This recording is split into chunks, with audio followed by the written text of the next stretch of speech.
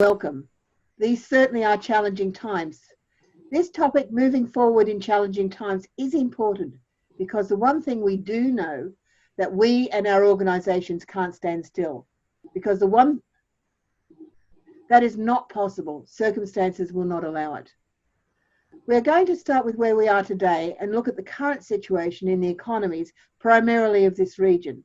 We will have a brief look at the past and how we've overcome some past crises. Then we're going to suggest some next steps that we should take at the helicopter level and looking at some of the important challenges that we're all facing. It's important that we build resilience into our organisations because this is not the first and certainly will not be the last that we will have to manage. Then we'll cover some lessons learned from an earlier business continuity issue as a case study. As a result of this session, we expect that you all leave with one or two ideas that you could implement or just confirm an idea that you already have and were not sure about. As leaders, it's sometimes difficult to make decisions, but that's what's required of us. Anthony Bargar is our cybersecurity expert. He was a CISO for NASDAQ and before that, Senior Strategy and Policy Advisor to the United States Office of the Secretary of Defense. He was part of the US Presidents Bush and Obama administration's cyber security transformation teams. And since then, he's been working with various banks and governments across the ASEAN region and now resides here. So Anthony, over to you. Thanks, Barb. And thanks all for joining this discussion on an important topic. As Barb relayed in my background, I'm familiar with crisis management. In my former roles with the US government and the stock exchange, we plan for the worst and hope for the best. But most importantly, we learn to expect the unexpected. What I have seen over these experiences and since then with serving critical infrastructure owners and operators in South Asia is that the threats in this region are constant. We operate our essential business functions in a lawless digital badland, using a resource, the internet, that we don't control. While I will cover some of those threats we face in detail in subsequent slides, I would like to highlight some of the challenges we all face today, and that is on the increased dependence on technology. As we become more digitally transformed, the complexity of these systems and our dependence on not just the internet, but more so the third parties such as cloud service providers and other high technology suppliers we choose to outsource these essential functions to. We choose to outsource for greater efficiency, creating a vulnerability. There is a widening skills gap today, especially in cybersecurity, as demand in this global industry has exploded over the past several years. We are constantly faced with the threat of the unknown unknown, the black swan, or those threats that we can't predict. We are knowing the previously unknown threat of operating our businesses through a global pandemic right now. Where have we been? Well, for most of us, the last few months have put our organizations at a greater level of risk than ever before. For some time, we've been operating at risk, seeing cyber breaches continue to dominate the headline. We have become numb to the increasing cost of these breaches. The focus of the discussion today is where we are going and what our desired end state could be and how to get there. Barb and I look forward to this discussion and to help you realize what your desired end state should be. I personally think it should be away from total security and more focused on cyber resilience, to control your risks of your most essential systems and have an agile plan that can adapt to the next unknown unknown. We cannot plot a direction until we recognize where we are today, and it starts with risk.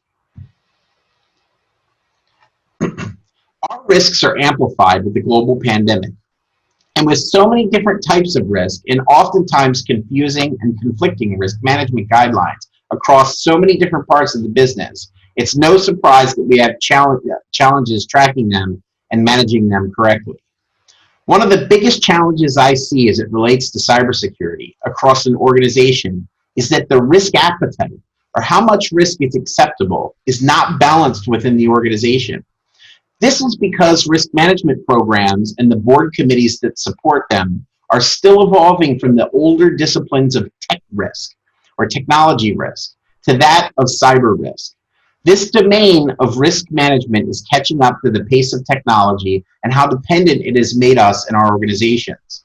The Industrial Internet of Things, or SCADA, systems that enable smart companies to support smart cities and smarter nations are a good example of why we need an advanced IQ test to understand the dependence on technology that have created risks and consequences to the business and when something goes wrong. In today's discussion, while each risk element is touched on, we're focused mostly on operational risk, information technology risks, and the resource risks faced. We must find an answer to the question of today, and that is, how do we keep our information and communication technology services going when there is little to no revenue coming into the company? As IT leaders, this is ultimately what we go into work every day and try to sort out. And given the global pandemic, this issue has been amplified. To make matters worse, the attacks are getting worse. It's not just the hackers that are stealing the data, they're also causing operational impacts. I want to jump in here, Anthony. One of the operational risks that one of our clients reported was that as a supply chain company had 150 warehouses closed down overnight by the Indian government. And they appealed to the Indian government to demonstrate that several of them held food and medicines, and those were allowed to be reopened immediately. So the operational risks are not just cybersecurity risks, they're just physical, they can be physical risks to the operation. So let's look at how this is playing out in just one economy. We've picked up this data from the UK for no better reason than it's one of the better documented, but probably less successful pandemic responses. It is likely that some of the experiences demonstrated here is similar across other countries. This was published on May 17th, and some of the concerning responses were that 24% of businesses have paused or closed during the pandemic. Only 30% of the businesses said that their crisis management plan had worked, and 62% said that they were more vulnerable to a crisis since the pandemic hit. Only 42% said that they could respond successfully to another crisis within 6 months, and the same percentage, 42%, said that it would have a serious impact on the business. If we're going to play a key role in our organisations on their recoveries, then we need to assess the situation honestly and decide what is the best direction. And again, to give this context, if the predictions by economists in the next 6 months hold true, there will be a continuing economic crisis that will affect countries differently. Now, moving to our region and its influences. In our context in Asia, we are concerned on this call with 3 countries, India, Singapore, and the Philippines. The y-axis is the annual GDP, which is scaled from a plus 10% to a frighteningly minus 20%. And although not here, the UK has even broken the minus 20% scale. The axis is the time. X-axis is the time. Q2 2020 onwards are economists' predictions according to tradingeconomics.com. The US and China are here because they influence our decisions. So what is this story showing? 2019 shows that most economies were performing positively, although Singapore was the lowest at just 0.5%. India was doing reasonably well, just over 5%, and even stayed above zero in Q1 this year. However, Q2 is predicted as a nosedive to about minus 7.2%, with an uptick to a minus 3.4% in Q3 and positive 1.5% for Q4. And 2021 is estimated to end at 1.2%. Singapore and the Philippines on similar trajectories, coming out of the negative GDP in Q4 for Singapore and Q2 for the Philippines. This is a region where China is expected to return to positive growth in Q3.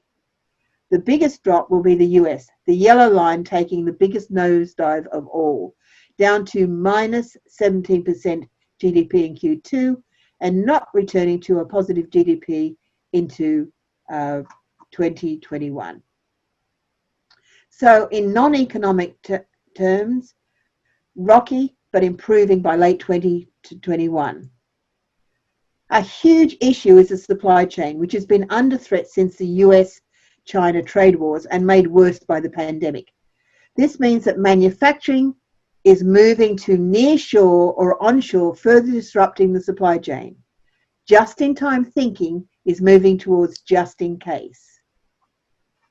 Financial restructuring will take place with a potential 500 million across the globe unemployed. In the US, 20% of the working population is predicted to be unemployed in Q2 2020. Huge debts built up by governments as stimulus packages that have been deployed to prevent the worst cases. Huge corporate debts built up in the past prior to this crisis in both the US and China are worrying economists. It's going to be an interesting time. Certain industries are being hit harder than others and will take longer to return or will forever change, such as energy and transportation. However, it's not all gloom and doom. Whoops.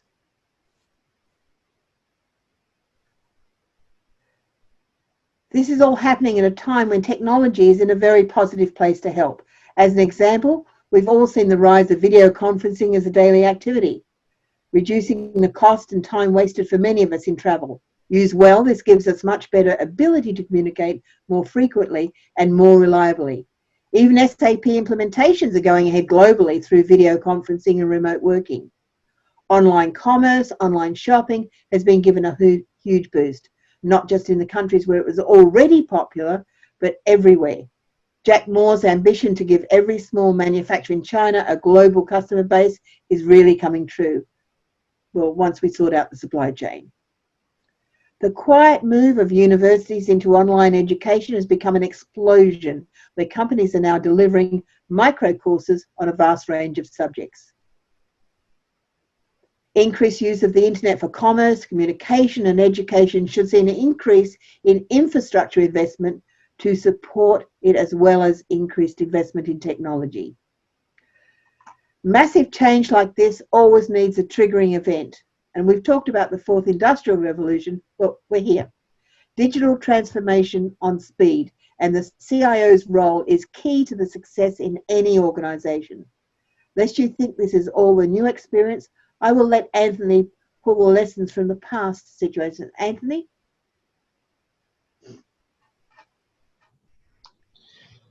Have we learned the lessons of similar crises? I can tell you that on December 1999, I was sitting on the information security watch floor at the US Defense Intelligence Agency, and we were all waiting for the countdown to finish. We were holding our breath to see what was going to happen next. Obviously, very little did, and the world went on after that. The Y2K bug for many of us was a vast surplus of available resources to retrofit systems and inspect our software and systems. And then after that, to more carefully applied design engineering around development throughout the software and systems development lifecycle. This was the birth of security by design, and something we're all still focused on now. Next came the events on September 11, 2001. We can all probably remember where we were when we heard the news of these terrorist attacks in New York, Pennsylvania, and Virginia, and in New York. I had colleagues at the NASDAQ, and they were in the buildings just across the street from the Twin Towers that collapsed. And when they did so, they took out major telecommunications infrastructure that the stock exchange and many others in lower Manhattan needed to operate. Many of the primary and backup circuits were cut, and it took a team of network engineers to scout out nearby undamaged buildings where they could obtain access and set up a laser shot across the river to a New Jersey data center. Where they could not use cables, they used light, which of course has advantages and disadvantages. From an IT perspective, this event taught us to better plan for all contingencies and to map our disaster recovery and continuity programs and focus on availability and safety. Next, while workplace shootings have been happening for long before this, you've heard the term going postal. Moving on to 2004, this culminated mostly in the United States, but business globally started to look more at their safety plans and their programs, and they continue to do so today, because some of these events started with disgruntled employees and are not just limited to firearm violence, but also online violence, as well as industries around detecting insider threats, modeling user behavior, and analyzing network behavior. This all became necessary for high-risk environments. Even today, this technology is finding a role in almost every organization as a counter to mitigating risks of our information leakage or organized from within. In 2007, the global financial crisis hit hard and had repercussions globally. In the IT world, this focused us to maximize our supply chains as the economy shifted to cheaper, better, faster. And many businesses rapidly adjusted these operations without the forethought of careful scrutiny over their suppliers and vendors. And we all know from today some of the breaches that have happened, for example, at Home Depot and at Target. These have been multi-million-dollar losses because of stolen vendor credentials. The flash crash of 2017, by where creative stockbrokers purposefully injected false orders using specifically written trading algorithms to buy and sell on the digital exchange. This was more like malware, but it was very profitable. This has us looking now at event-driven analysis using artificial intelligence, and importantly, not only to monitor our computer networks, but the operations of such, and to forecast potential impacts. These events have shaped the evolution of the risk management and cybersecurity measures we have applied along our journey. Unfortunately, the breaches keep happening and we seem to be numb to it. The lesson I offer is that total security is a waste of money, and that a focus on cyber resilience is the only one we can afford and hope for, that we can ensure our most essential business continues despite whatever crisis happens. We're going to use this very real cybersecurity threat to discuss what is different. That is because our organizations were probably best prepared in that aspect in the past. However, the threat landscape has changed. In response to the global pandemic, we have significantly shifted our attack surface, and that surface is our exposure by which an adversary has an increased opportunity to reach our information, to impact our business. We have protected against this by building castle walls or firewalls and intrusion detection systems, and applying hardening to our corporate office networks, and to some extent the executive laptops when they're on travel. Now, with the rapid push to reconstitute our operations throughout COVID-19, we've expanded our offices into living rooms and home offices of our employees and business partners. Our information is on the move and exposed, and we are at an increased level of risk because of this. Another avenue of attack involves targeting your employees directly at their home networks. IT is relatively easy to locate in today's world, whether it's in someone's address or where they're on holiday. And especially when they engage in conversation about work on social media and their role and how important they are. A lot of this information is publicly available on social media. And it's not too far of a stretch to imagine you could derive who has that level of privileged access within your company by how they're behaving online. And then in today's world, hackers use this stuff to plan very sophisticated attacks, perhaps to overpower a home network or router with signal equipment that can allow the adversary to eavesdrop or to have your employees connecting to them. And once this is deployed, the home user typically doesn't know any difference. And they're connecting to the hacker's version of the internet versus the real one. This can all be done as a man in the middle without that home user realizing something's gone wrong. The same attack vector is used to target executives when they're on the go, either at hotels, coffee shops, or especially at airports and other public spaces. Most of the time, hackers target them when they're accessing public or hotel Wi-Fi. It's not just about the infrastructure and networks. This concern of expanding the attack surface includes the data and the information so valued. And that data is vulnerable in storage and transit and processing when the information is on the move outside of your typical defense perimeter. So what are the bad guys doing now? The adversary is exploiting this crisis. As we react to any crisis, we are at our weakest point, and there are those who wish to do us harm for their own benefit. One solid example of this is the cyber adversary. Good intelligence will help you further understand what their motivation is to attack your organization, and specifically why you are being targeted. Activists, the anarchists, those thrill seekers, or those explorers are motivated by an ideology to cause mayhem and disruption or to gain notoriety. Sometimes they're simply learning about your weakness for fun. The organized crime or insider threats are mostly motivated by money, power, and revenge. There are mercenaries. These could be your competitors or a cyber militia out for hire. These are soldiers of fortune, and they're motivated by money and building their own credibility to enhance their value in the criminal underground. The intelligence community and the entire industry that supports them are motivated by the political and national security interests of the nations that they work for.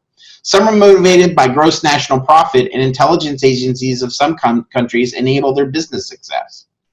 State-sponsored militaries, they're following orders based on military goals and objectives. However, the lines are blurred on a military target versus a civilian target in cyberspace, and you can easily get caught in the crossfire. Sun Tzu taught us many thousands of years ago that if you know the enemy and know yourself, you need not fear the result of 100 battles. If you know yourself but not the enemy, for every victory gained, you will also suffer a defeat. And if you know neither the enemy nor yourself, you will succumb in every battle. This is so true today. To know the enemy better, let's discuss some of their tactics. Through better understanding of your adversary's motivations and how those motivations translate into tactics can help all of us better develop threat countermeasures. Here are some examples of how each threat category can impact your organization. Cyber vandals will leverage the cheap and easy distributed denial of service tools to overwhelm your infrastructure and that of your third-party hosting providers to prevent access. They will deploy viruses and other malicious software to cause financial damage and reputational damage. Cyber criminals most effectively use ransomware to lock out your data and claim a reward for assisting you to unlock it.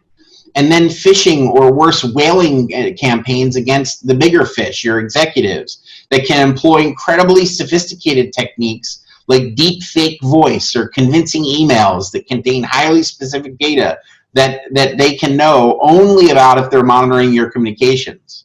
Recently, the CEO of a UK-based energy firm believed he was on the phone with his boss, the chief executive of the firm's German parent company, when he followed the orders to immediately transfer $243,000 US to the bank account of a Hungarian supplier.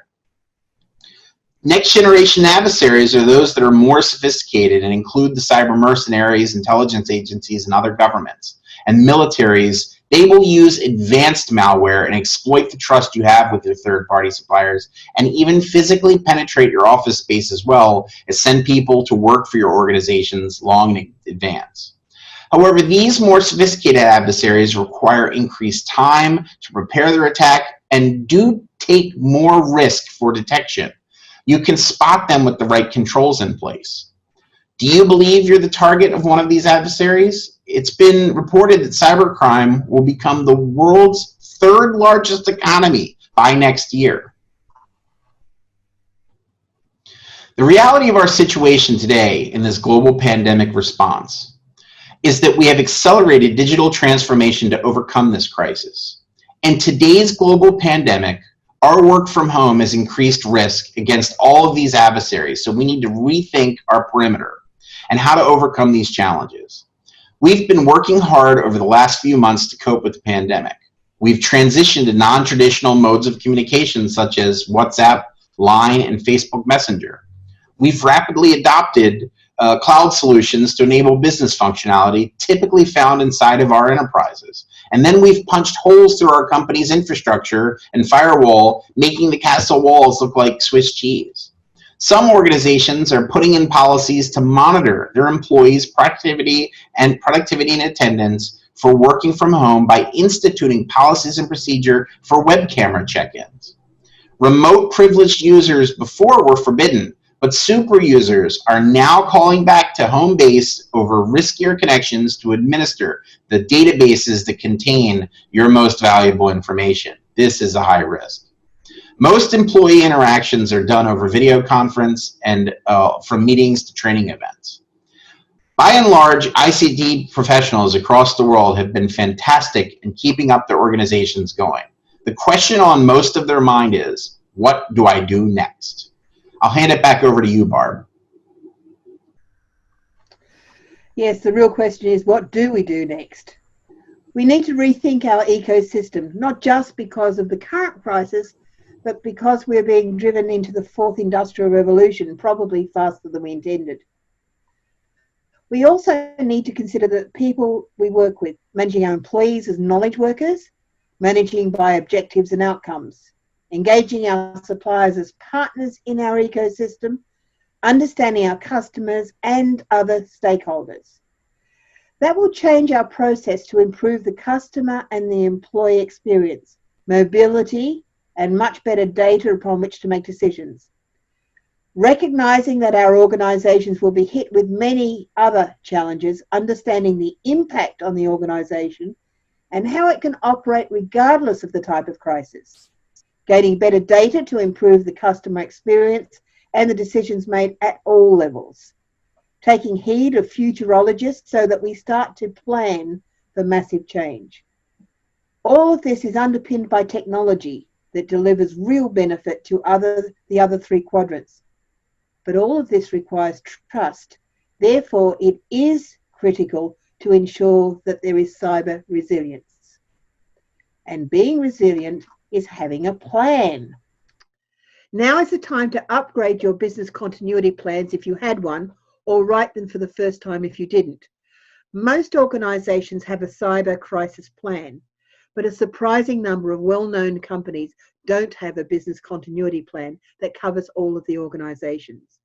We're working with some of those now so that next time the crisis will be relatively painless. The first key consideration is leadership. Leaders are human. So let's start there. Uncertainty causes stress. Stress causes us to go into our critter state. Your brain in the critter state is only concerned with keeping you in the not dead state. And that will stay the same until you choose to intervene. There are some leaders that enjoy this state, but eventually stress builds up to a point where something blows. All of the time, all of us are constantly asking ourselves three questions. Am I safe? Do I matter? Do I belong? Each of us belong to a tribe because way back in deep history, being part of a tribe meant that we were safe from the mammoths and the saber-toothed tigers. Your teams are asking these questions as well and need to be reassured all the time. Your words, your body language should help them to answer the yes to all of these questions.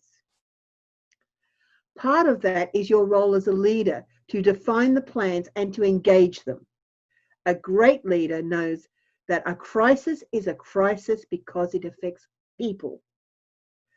Our role as leaders is to coordinate the efforts of people so that the outcome is good for the tribe. An important way to do that is to unite your group or tribe so that everybody understands the commander's intent. Now, in the words of that great American philosopher, Mike Tyson, no plan survives a punch in the nose. We need to communicate clear intent and to empower our teams to deliver the commander's intent. If this is the first real crisis that you and your team have gone through, then we recommend that we assess how well everyone did so that we can improve in time for the next one. The assessment here is meant to be an aid to growth, not a punishment for failure. Using CIO Connect skills and competencies of leadership, we've enhanced it to assess people's performance during this crisis. And we use this as part of our coaching tools at CIOC to improve performances. Now, survival through a crisis is baseline. We want every one of our clients to come out of this crisis stronger and better prepared for the next one. The question that comes up often, in fact, almost in every conversation, is about how do we do all that we have to do with a reducing or limiting budget? Now, it's fair to say that most, if not all, IT budgets are under threat. They're being squeezed by finance or the CEO because they are one of the most visible expenditures. Our recommendation to any CIO is to get ahead of the request and set the agenda. As soon as a drumbeat of the crisis, look closely at your costs and start to plan for levels of cuts. Then you can sit in front of your C-suite colleagues and start to have the conversations about what can be cut and what is the implication of that cut. And that will establish you as a very good steward of your company's assets. Using the McKinsey model of run, win, change, look at the activities. The questions we suggest you ask yourself are, what can we stop doing or slow down? What do we absolutely do? Ideally, using the disaster recovery plan as a guide for that. What shall we do differently? Added to that, you need to consider the 4 levers that we as senior IT leaders have to pull. People. Looking at our strategic suppliers and making sure we have good relationships with them. Employees, looking after them, looking after their health and their mental health as well. Customers, we want to retain our key or most profitable customers and looking at other stakeholders that we have. Looking at the processes, are there projects we can put on hold? Can we do things more efficiently by cutting out some of the steps in the processes? Data, do we have the right data to base the next key decisions? Is that data reliable? And mostly, is it available? And then technology. Are we sweating those technology assets?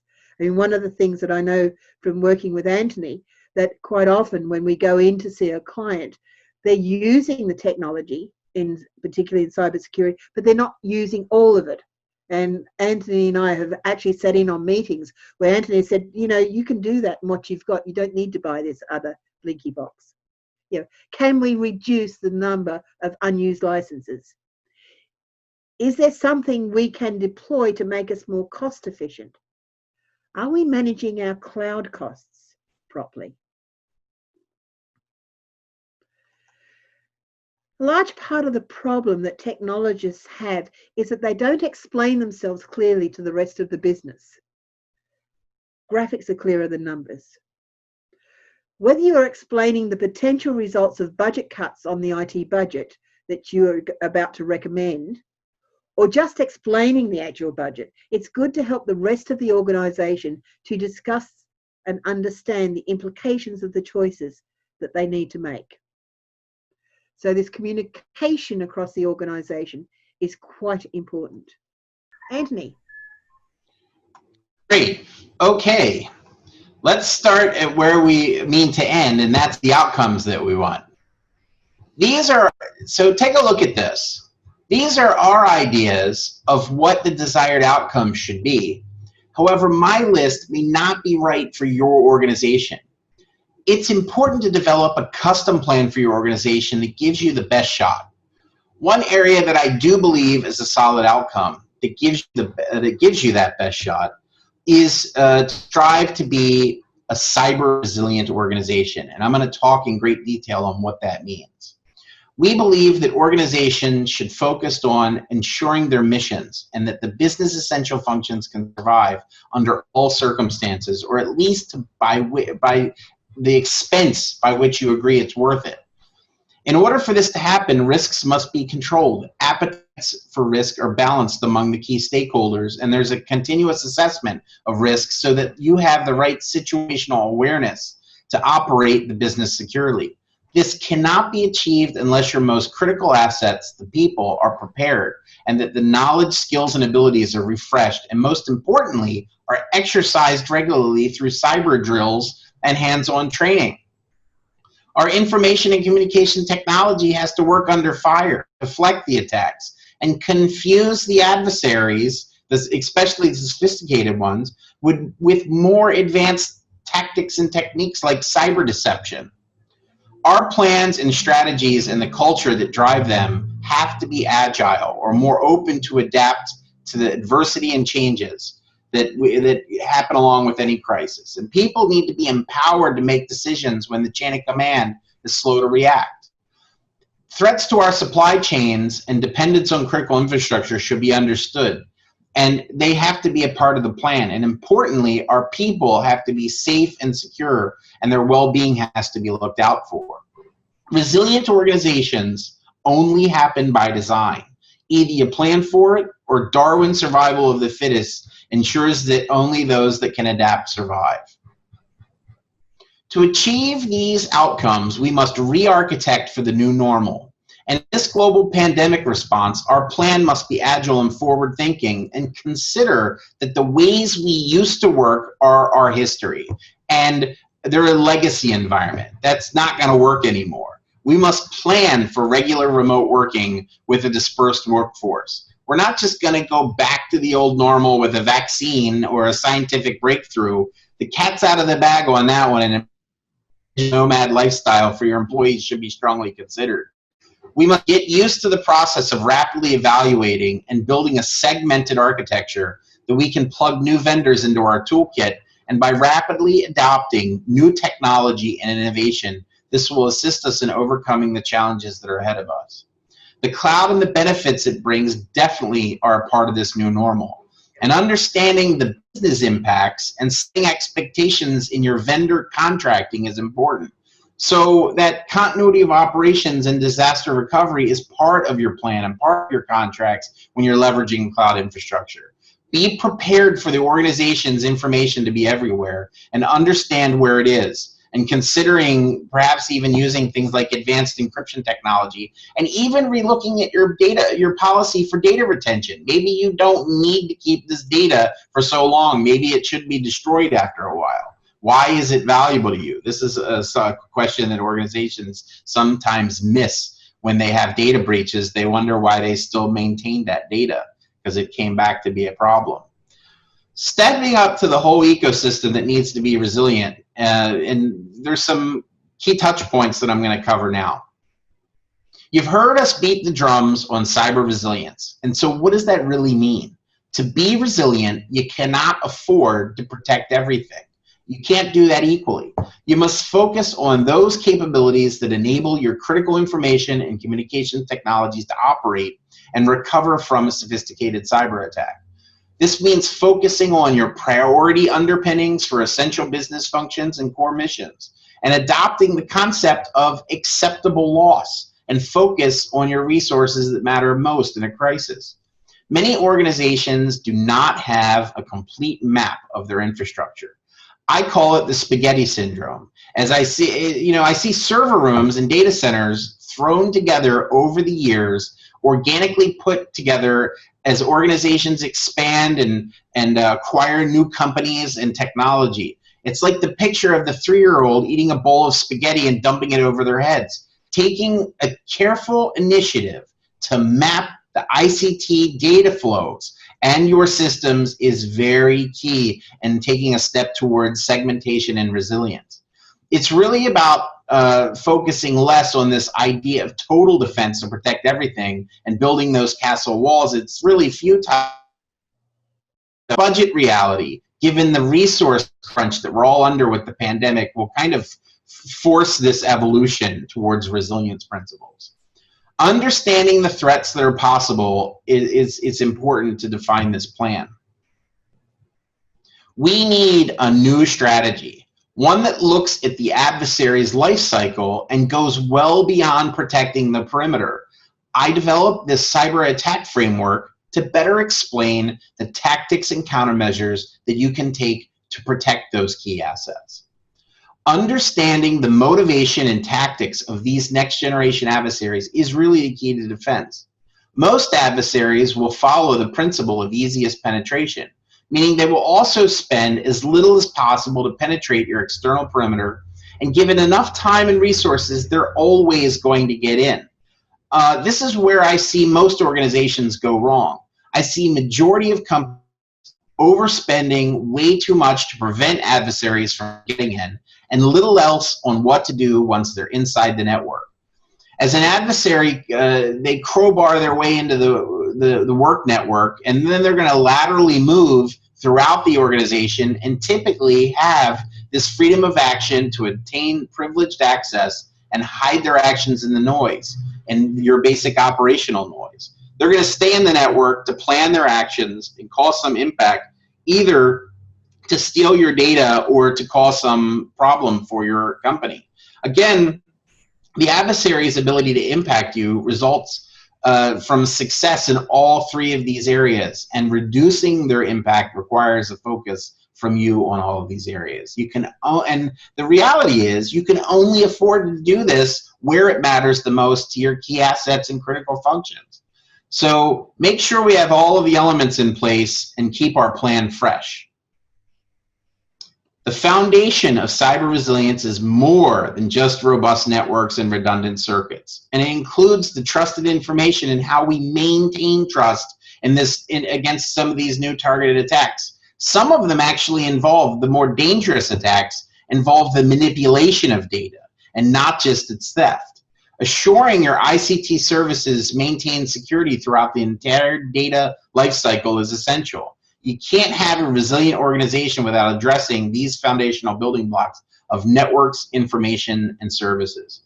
People and the decisions that they make before and during a crisis are the most relevant aspect, and training and exercising these continuity plans is essential. Remember, whether it's a cyber attack or the pandemic, there could be a second wave, so you need to plan for that.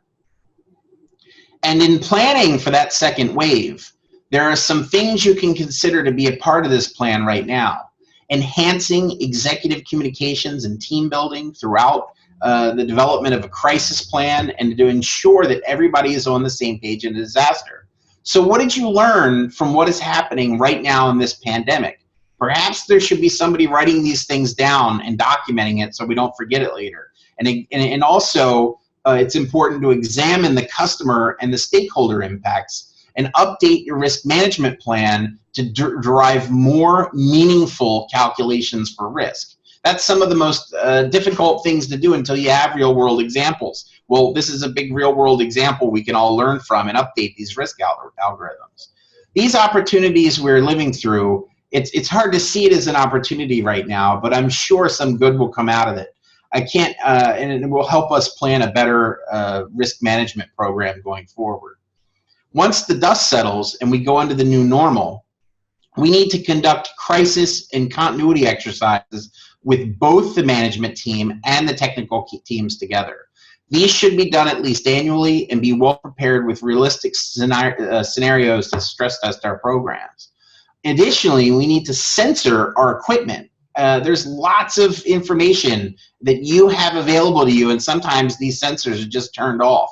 And you got to watch your attack surface no matter where it may be and where it's extended, and it'll give you unique insight and intelligence on your adversary and when you're being targeted. And of course, you need to embrace innovation. These can all be incorporated in enhancements for incident response and management and your security operations centers. Another thing you can do is examine your suppliers and your supply chain and your vendors and establish a program that can reduce third-party risk. There should be a specific program for this. Tracking your regulatory responsibilities, because they will be evolving. Governments are looking at how things can be governed better, so to speak, and how new regulatory requirements can help reduce risk further from what they've learned. And you also need to reach out to law enforcement and those other investigative bodies that you would work with during a cyber crisis, because you don't want to wait for the big issue to then be talking to those people for the first time. It's always good to learn from others. And that's this is a cyber attack. However, the lessons are good for all types of threats from all types of disasters. By the way, even though with MAERSK, when you hear about the executable plan that they had, it still costed them an estimated $350 million. Next slide. MAERSK is the #1 shipping company by volume. They suffered a devastating cyber attack in 2017. And you heard that $350 million mark. That is pretty devastating. They were infected via their Ukrainian tax return vendor called MEDOC. And this also got caught up in the cyber war between the US, Russia, and the Ukrainian government. There was a significant amount of collateral damage in that. There was a full propagation of this virus across their entire global company within only 7 minutes, affecting over 49,000 laptops, which were destroyed, and 1,200 of their business applications which were inaccessible. Some of them completely destroyed. It was a very destructive attack. And the company's central booking website went down. They had to go back to manual processes and disconnect themselves from the network. They had to revert to this complete backwards way of doing business, resulting in 20% reduction in trading volumes. And their online booking didn't resume until 8 days, and it took 10 days to rebuild all of their servers and PCs and restore all of their applications. Now, fortunately, why they survived is they did have a plan. The impact of this attack was striking, and you already heard the term of the global damages, but also when you think of not just the cost of the company, but the global damages were around $10 billion and had significant impact to their shareholders. But the good news is, there can be good news from that, is because they handled the situation exceptionally well, their brand value actually increased by 43%. And this was because the problem was identified very early, and there was a clear process that they had in communication, and I'm going to talk a little bit about that more. There is a process to help, just like MAERSK used, you can see in the lower left-hand corner, that they use to help identify the attack and its severity to the business. And so perhaps you could look at that when you're upgrading your crisis management plans. But again, the most important lesson that they demonstrated is to be successful in crisis management, leadership and communications are critical. Next slide. MAERSK focused on this communications, which was so important in the crisis. They were transparent and open and provided regular updates on the issues and how they were solving these issues on social media. Their media relations were in full swing, with constant internal communications all over the world to their team and business partners. This was led from the top, and their CEO and senior leadership team was involved in these communications, and they had an entire team set up in only 4 days to deal with the crisis. They apologized up front and focused on getting back to business.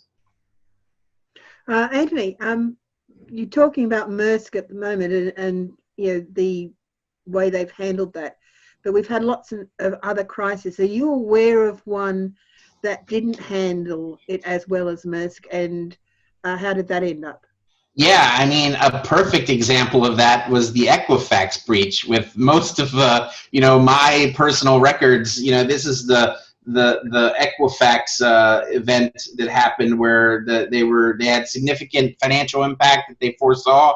They tried to keep it a secret so the executives could actually sell their stock and dump it before they knew it was going to go down. Now, just as MAERSK's brand value went up 43%, their brand value was pretty much tanked, and they're still struggling to get back into the game. But yeah, that's a perfect example of same type of issue, but one was completely open, the other one kept it secretive. And then as well as anybody, when we watch the news in today's world, if it's happening and enough people are involved, it's going to go out. I think, didn't Benjamin Franklin say, a long time ago, you know, if to keep a secret between three people, two of those people have to be dead.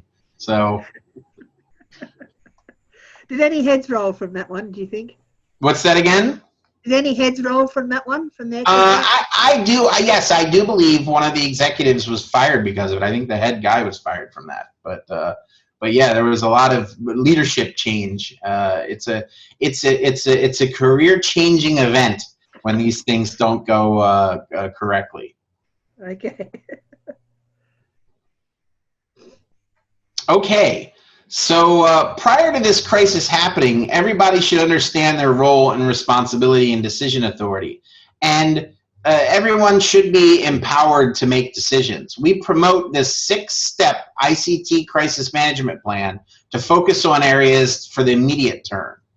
Now, for step 1, this is to identify the crisis and the damaging activities. And understanding the consequences and their cascade effects is essential in this step. This is why I mentioned about that network mapping earlier and mapping business to IT. And don't, you know, it's important if you're an IT leader, not just to speak in IT terms, but it has to be done in the most ground truth linkage to business and the business impacts.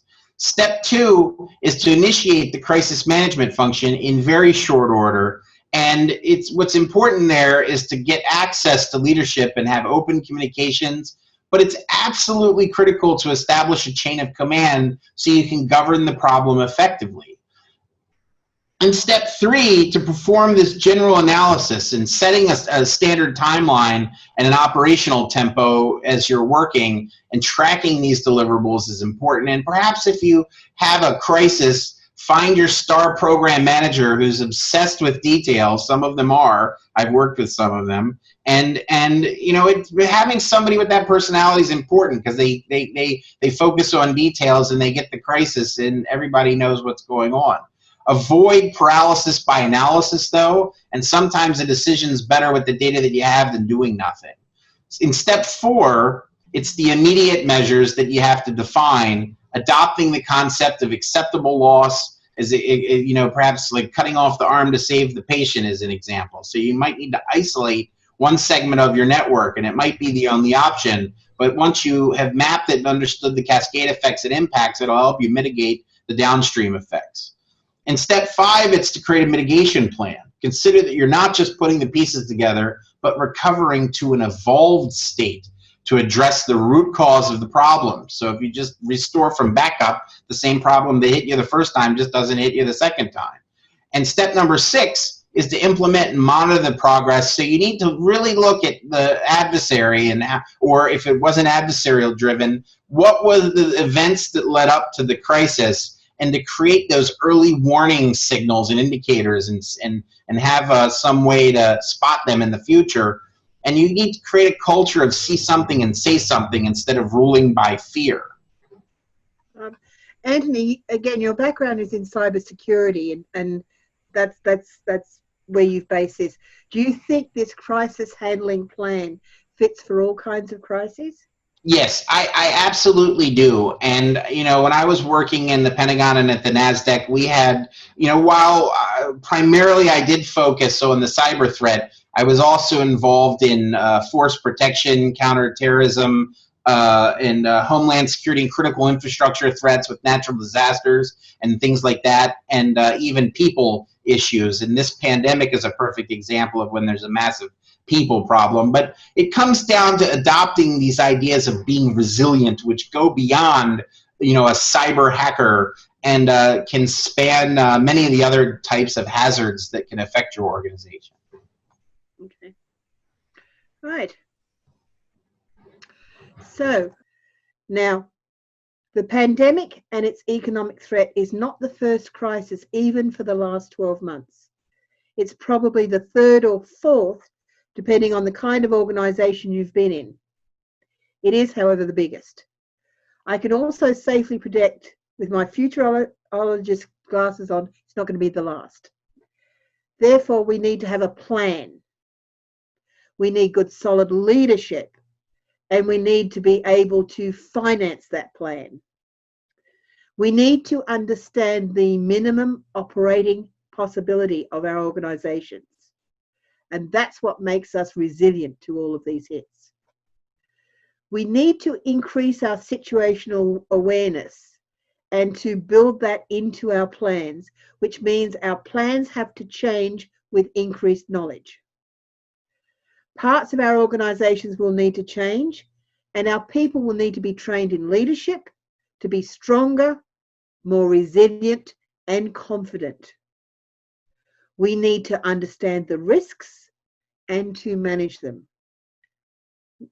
We can do this. We can do this together using our ability to collaborate, to communicate like we are today, and to look for creative solutions to problems. We can do this. So for anybody out there that's feeling a little overwhelmed, we can do this.